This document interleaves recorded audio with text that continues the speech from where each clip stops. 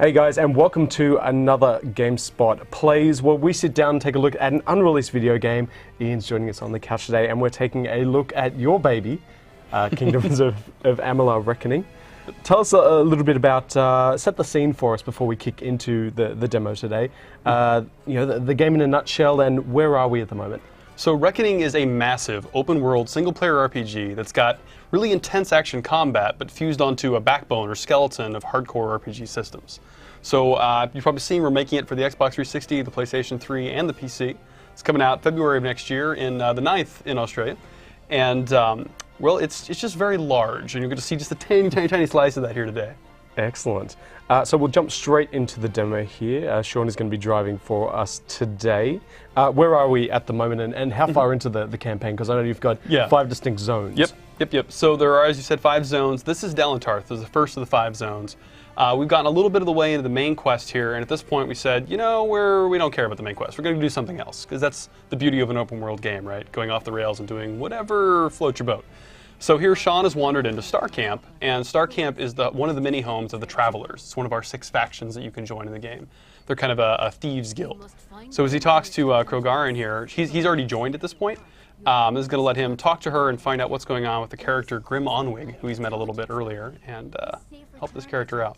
Tell us a little bit about the factions and their importance within the game. Firstly, how many are there? And I noticed that they seem to have a direct impact on the abilities that you can train, some of the conversations you'll be able to do, and market prices. Yeah, so as I said earlier, we have 6 different factions. You can join all of them, and they're not exclusive because they don't hate each other or something. Fictionally, they're all kind of very separate things. So you can join them all, but there's exclusivity within the factions. So because you're the fateless one, the person who has no destiny and therefore changes the fates of those around you, you can change the fates of these groups in different ways. Kind of give them alternate endings depending on how you play out the quests. And also, of course, they have a number of service providers, trainers, and people that you can respec with, and different kinds of services available appropriate to what that particular group is. So here, he was in Star Camp. They have people who can teach you to be better at persuasion, people to be better at mercantile and getting good deals, and stealing and pickpocketing and things along those lines. So all useful abilities. Very handy. Now we're out of the main city here. We see reagents. They're collectible, obviously. If you pick an alchemy proficiency, we're going to go straight into the content here. Set the scene for us in terms of what we're about to do and our current character build, because that's obviously a huge part of varied play style. So here at this point, we've actually got a fast travel point unlocked. It's not too far off from where Krogara needed us to go. So Sean's fast traveled there. Now he's going to fight his way through some bears, apparently, to the dungeon he needs to find. His character is a rogue. So he's chosen a rogue destiny, kind of the way we handle class in the game. These tarot cards you embrace and take upon yourself and make them your class, and you can change them out whenever you want to. He has chosen a purebred rogue character. So he has a bunch of kind of finesse abilities that let him use the bow and daggers very effectively. He's very nimble and dodgy, and he gets some advantages to playing that way. And he has some active abilities here, like that green glow you see in his hands. It's Envenomed Edge, letting him poison all his weapons. Meanwhile, he can throw a Storm Bolt, a basic magic attack that he learned early on. And he's got Shadow Flare, too, this really cool ability where he throws a cloud of sort of shadowy dust that'll distract enemies. And if he hits it again and follows it up, he throws out blades, kind of a cycle of throwing knives out of the enemies in front of him. But yeah, so he has this very, very rogue-esque character. He's also very good at stealth. And I think we'll see some of that as he gets into the dungeon ahead. That's going to be important. We're going to take a look at the stealth scenario, but it's not limited to stealth. Oh, no. You can, if you want to pull out the weapons and go for glory, I imagine particularly because of the open class nature, it means that if you haven't gone rogue, for example, then that scenario will play out differently as a warlock or a warrior or any of the more traditional archetypal roles.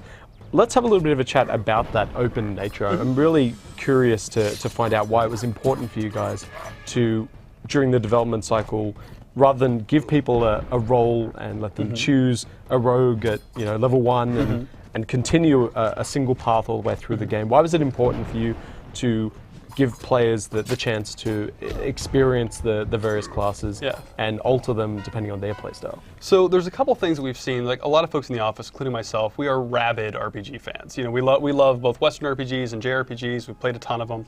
And there's a couple things that tend to bother us One is that you have a lot of buyer's remorse situations where you start the game off and you have no idea what you're doing. So you don't know, like, is this a game where dexterity is good or really charisma is what you need in this game, unless you bought the strategy guide. And you have to make those big decisions up front, and then, well, I hope you got lucky, because you could be dozens or hundreds of hours into that game and go, oops. We didn't like that. We wanted the player to have the information before making a decision. So that's kind of part of why we have the Destiny system work the way it does. The other thing is we've seen the opposite end of that, other RPGs where they don't use a class, and you get to experiment with everything and use magic and use bows and so on, which is similar to what we do. But I've never seen one that let you do that and also let you have a sense of class. Like, it always feels like you're kind of this hodgepodge of everything, and there's just this mushy, like, what am I? I don't know, I'm just sort of a dude. So we wanted to have the thing we like about class, that sense that I have a title and a role and a kind of an iconification for myself in the world, but not have the part where you're stuck to something you made a decision on 10 seconds in. And there is obviously the option to re-roll should you find you're going down a tree that maybe you're losing interest in, or I know there's a jack-of-all-trades style class where if you do like a whole bunch of abilities, you're still not limited to a single class. See, that's the other thing that's great about the Destiny system. The jack-of-all-trades really nails it on the head. In most RPGs, if you play the genre, you learn that you should never spread your points around. That is anathema. Like, pick fire damage or battle axes or something and focus on it, or you'll suck. And the thing is terrible because for people new to the genre, or even, heck, I play the games for forever, and I still find myself wanting to try and experiment with different things each time I play a new RPG. And then I'm bad at combat, and then I cry. A single tear comes down. So we wanted players to be able to play that way, to experiment and throw points around and not be hosed. So that's the Destiny system, in addition to the other things I mentioned. It's also our sort of dirty secret as designers, our way to make the game balanced for people that do spread their points around. If you level up the first time, in fact, Sean's showing us here the level up process, invest in a skill, a non-combat skill that you want to be better at. Actually, what do you think here, Sean? I think I'm going for stealth. All right, no, that makes sense here. Try until I get seen. So then here we're looking at the 3 different ability trees. Now, as Sean's going through the game, this character, he's focused on finesse and made himself very much a pure rogue experience. But if he wanted to, he could throw 1 point in each of the 3 trees and be like, I want to be a little bit good with hammers, but I want to throw a fireball, and I also kind of want to stab things in the back. Because who doesn't? And by doing that, instead of unlocking a fancier rogue destiny, he might unlock a jack-of-all-trades destiny. Or if he did, just like his most recent character he was playing, he did finesse and sorcery, and he unlocked a finesse-sorcery hybrid that was specifically a rogue who magically enchants his weapons. So no matter what kind of crazy build you might want to make, the game's going to not just let you do it, but reinforce it and reward you for it. Like, hey, you made some cool decisions. How about this card? Maybe it'd be more awesome. Which is great. Great. So Sean, I think we're going to kick into the content now for the demo here. Again, where are we, and what are we going to be doing inside? Yeah. So a good question. So Sean was talking to a character, Krogarin, who's sort of the keeper of one of the travelers' camps, Star Camp, where he was at. And she said, hey, your buddy Grim Onwig, the guy who actually hired us into the Travelers faction originally, he has gone missing. He was on a mission to steal something, and he never came back. So we've been sent to the stronghold, a place called Own's Stand, not too far away in eastern Dalentarth, in hopes of finding him and getting him out. Oh, we got some gnomes in here on patrol, and they don't look friendly. These gnomes are Praetorians. They have this kind of Roman vibe, cool armor and everything. And they're small, but they pack a punch. I noticed there was an ability, when I played, I put a few points into to Rogue to try it out, and I noticed there was an ability to determine direction that enemies were facing in and mark them on the minimap. Yeah. We don't seem to have that here. Yeah, so this character is Dokalfar, a dark elf that he's playing. And one of the advantages of playing a Varani, which is what you may have seen in the past, they start with a point in Detect Hidden. It's a skill that lets you see where the enemies are, where secret treasures are, and ultimately, if you combine it with stealth, like you said, you can see the enemy facing, which is super handy for situations like this. So here he's going to actually talk to Grim Onwig, because he's found behind bars, and you'll see quickly that he has a few different options for how to deal with this quest. He can, if he's good enough at lockpicking, and he's got the lockpicks, he may be able to just pick the cell and get Grim out. Good to go, right? If he can't do that, he may be able to sneak around and find the guard who has the key, carefully pickpocket, sneak back out, get the thing open. Or he can find the guard, kill the guard, take the key, and do the Rambo approach. And it's worth pointing out that we're playing a PC version here with an Xbox 360 controller, but you can play with the keyboard and mouse, obviously. Yeah, actually, we could show here real quick, Sean, if you want to switch off to just briefly to the keyboard and mouse. One of the really cool things we do with the PC version of the game is that, you know, we love the tactile feel of the controller, so we wanted to make sure the game would run and support the controller. But at the same time, a lot of people aren't going to be interested in that. They're going to play traditional mouse and keyboard. So we support both, and we support both seamlessly. You can go into the game, be using a controller, and it's got a console-style UI. Sit it down, grab the mouse, it immediately, as you can see in this footage here, switches over to the PC UI with the ability bar at the bottom and everything. You can just pop back and forth between those whenever you want to. Fantastic. So in his conversation with Grimm, he finds out that Grimm came here in search of this book that was supposed to be buried here, that the Jotun, those giant dudes he was fighting earlier, are actually holding. So the other thing Sean can do, if he doesn't want to hunt down and go all Rambo on gnomes, is he can be like, you know what, screw this whole jailbreak thing, I'm going to go deeper into the bowels of this dungeon, fight the Jotun, get the book that this guy came after to begin with, and just hand it over to the gnomes. Be like, you know, my buddy's in jail, you help me out, maybe if I give you this awesome magic book. So that's yet another way to approach this quest. Is that something you hope will add to the replayability as well, that people will be able to approach the content in the way that suits their playstyle rather than forced by the game? It's part of it is hoping for replayability, but part of it's honestly we just want the player to have that feeling of choice, even if they're only going to play the game once. We want to feel like you get to play it however you want to in a way that suits your character and have a lot of different options. Oh, this is great. It's one of our dagger-specific stealth moves for the Jotun. See, we have all these sync attacks for stealth for both daggers and one of our kind of custom weapons, the Fey Blades, for most of the kinds of enemies in the game. And as his character as a rogue specifically, he's dumped a lot of points into Assassin's Art, an ability that lets us do those. Now, I am curious to find out, we talked a little bit about the move away from pure archetypal roles within the game. Why is it then, do you think, that the industry persists with putting out games that have this seemingly broken user experience where the player has to make a decision on what their character will be before they have a chance to experience the combat? You know, I think a lot of it is that we see something that, you know, it works well enough, and so you know, it's like, okay, it's all right, and so you keep the status quo, you know, instead of questioning, like, can we do better? Can we actually make this a better experience? You know, and people are used to it. You know, if you played RPGs for 20 years worth of deciding your class up front, you know, from D&D onward, you know, you don't necessarily expect more. But what we're trying to do with Reckoning is, you know, deliver more than the player necessarily expects. Now, I know from my play that there was a primary and a secondary. We've got the bow going on here, and you can mix and match the two in combat. I know some of the early trailers that you showed, you could juggle with the bow, for example. You'll actually may see some of that with the gnomes here. The Jotun are a little too heavy. I don't think you can swing that with them, but with the gnomes you definitely can. And it's great because those weapons can be whatever you... Nice chicken. Those weapons can be whatever you want. Like here he's using daggers and bow, but it's not like it has to be a melee and a range. Like you can have fire daggers in one hand and ice daggers in the other, or it can be a hammer and, you know, fire staff or whatever crazy combination you want to have. Is there a risk then that players, because they've got all this gear and the lure of you know, all these different class types that they can mix and match between, that it may be a little confronting for them, that there's too much content? It's definitely something that we've been concerned about. You know, we're throwing an awful lot at the player. So the first hour or so of the game, the tutorial, we try to be really careful about how we slowly dole out new things. Don't like, you know, crazy Starbucks menu overwhelm you all at once. So I think we do a pretty good job of getting you into it slowly enough that your head doesn't explode, you know, with all the options. Oh, here we go. Oh, lots of blood.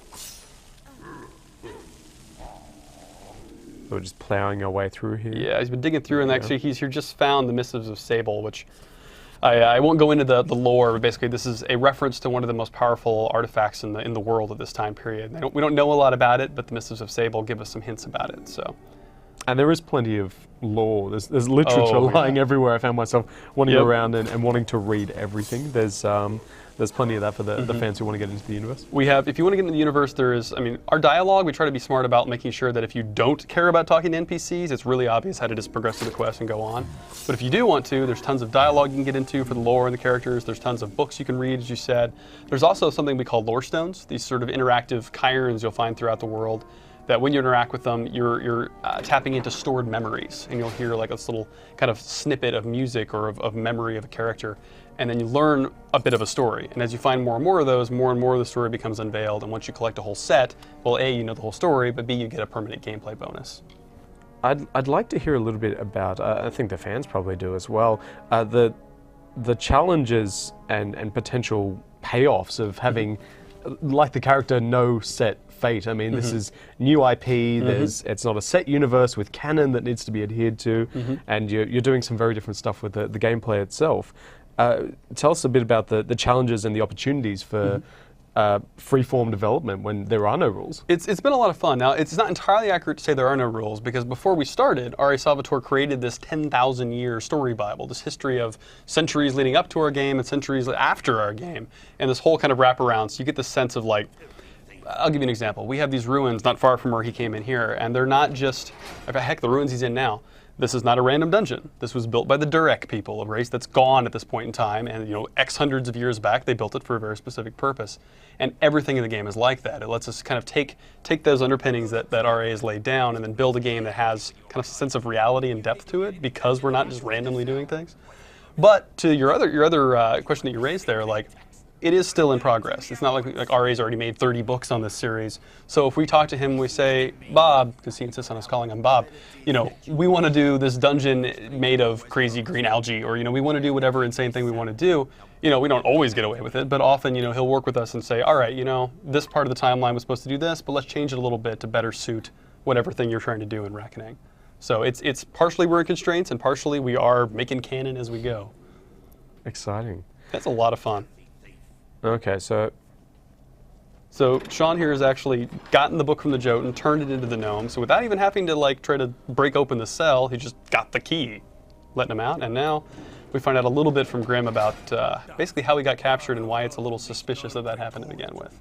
Well, the story itself branched depending on the decisions you make. If we lockpick, for example, obviously there'd be information that we wouldn't get that'd be somewhere else. But will the main quest line change? It depends. It depends what the quest is. So we've got hundreds of side quests and the 6 factions and the main quest. So some things branch and some things don't.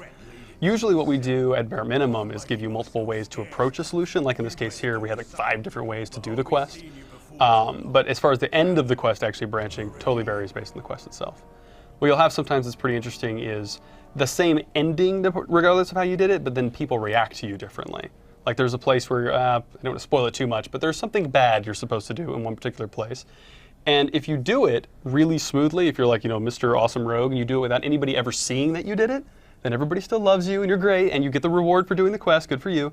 But if you did it and you got caught in the process, you still complete the quest, you still get the reward, and the guy who sent you to do it is still happy with you, but everyone else hates you. And everyone in the town is like, murderer! Just like prices go up, you're like, oh, I feel bad now. So you'll have a lot of things like that where the world kind of reacts to the way you chose to do something. Is this the completion of this particular quest? Now that we've freed him from the cell? Yep, this bit, if he goes back to Star Camp here, he's going to talk to Krogarin again, and he's gotten a little hint from Grimm as he rescued him that it's really weird that he got captured. The Travelers don't lose. Like, they have kind of, I won't go into it too much, but they have some foreknowledge of each one of their little cases, so they don't tend to get caught. And so it's kind of giving the player a little hint that there's more here than meets the eye. And so the next thing we do is kind of unveil that mystery further. Now, there's going to be the obvious question. I'm going to drop $60 or $100 on this thing. How much gameplay am I going to get for my time? And oh my God! And it's always a tough one with RPGs. It's tough to give you one number, but it's a big game. So we got the 5 zones, right? We have the 6 factions. We have hundreds of side quests. We have the main quest, and all of those things, depending on how you play the game. Like, do you pick every flower, or do you just murder everything in your path and run as fast as you can? There's a tremendous amount of variation. If you wanted to sit there and if you were good at the game, you wanted to blaze through the main quest and do nothing else, like, I hate side quests and I hate everything but the main quest. All right, you can probably get through it in 30, 40 hours, something like that. On the other hand, if you want to do everything, it goes way beyond that. I'll give you a number here. Our QA department right now, these are people who, play the game for a living. They're very, very good at it. They're having a competition for what we call 100% completion playthrough. And it's kind of like, a speed run, except it's a speed run where you're trying to do everything. So this is them trying to get through every quest in the game, do all the content, but do it as fast as they possibly can. So they're playing on easy mode. They're skipping all dialogue. They're skipping all cutscenes. They are sprinting everywhere. So never walking, never stealthing. Everything as fast as they possibly can. How many hours would you guess that is to try to do all the quests? I know the answer. Do you? I do know I've already the told answer. you this? Oh, yes. I'm terrible. It's 200 hours. Which is huge. It's insane. And obviously if you're playing as a normal human being, it's significantly larger.